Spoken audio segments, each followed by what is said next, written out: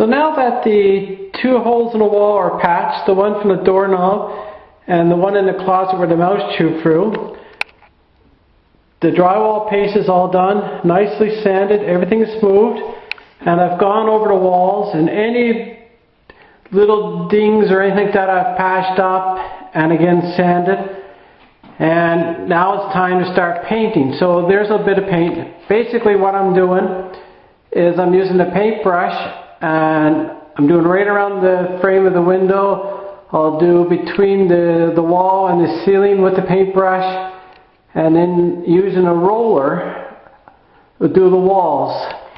So because these are very dark walls and we're putting on a very light iris type color, like a violet light color, it'll probably take 2 or 3 coats before this is done. So this is one, you can already see the darkness in behind it, and of course I've already started a bit around the trim.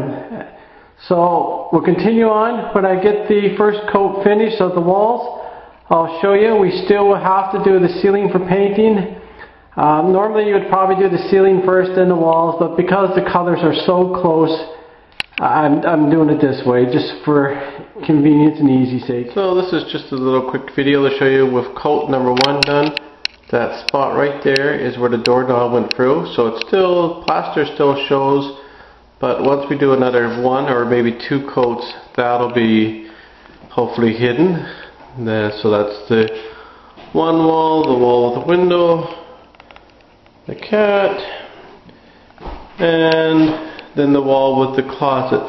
So the closet, I still want to put about a 1-foot wall on the outside here, then a door, and then behind the 1-foot wall we'll put a couple small shelves.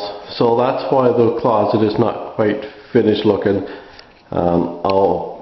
And there's the brown paint that we're covering.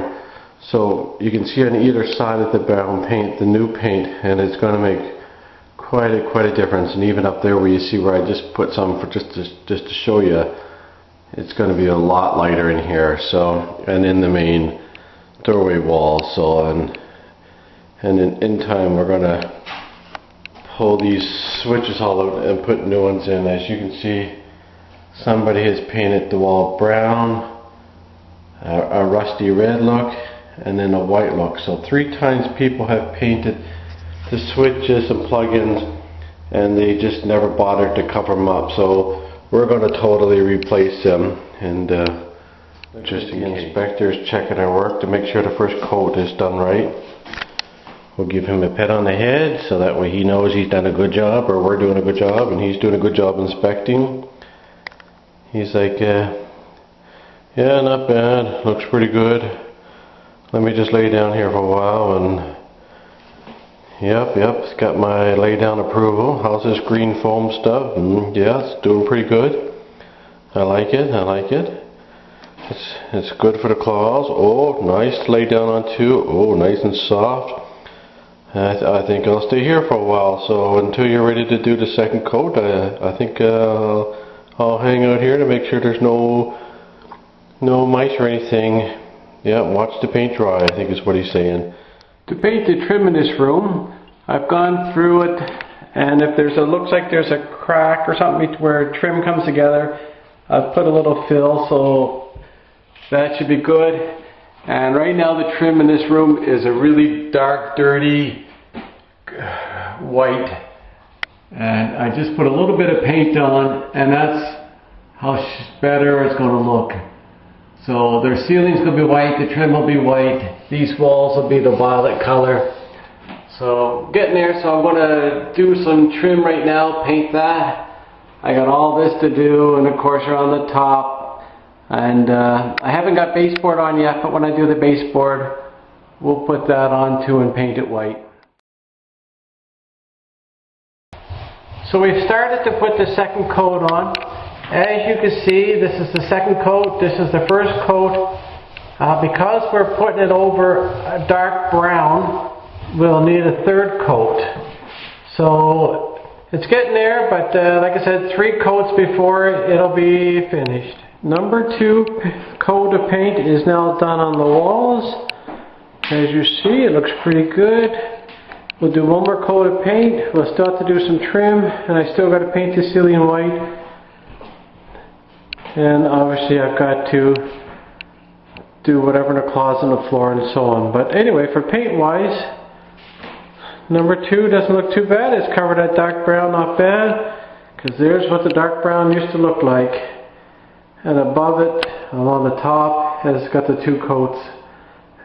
So, not bad. When we get the 3rd coat done, I'll come back.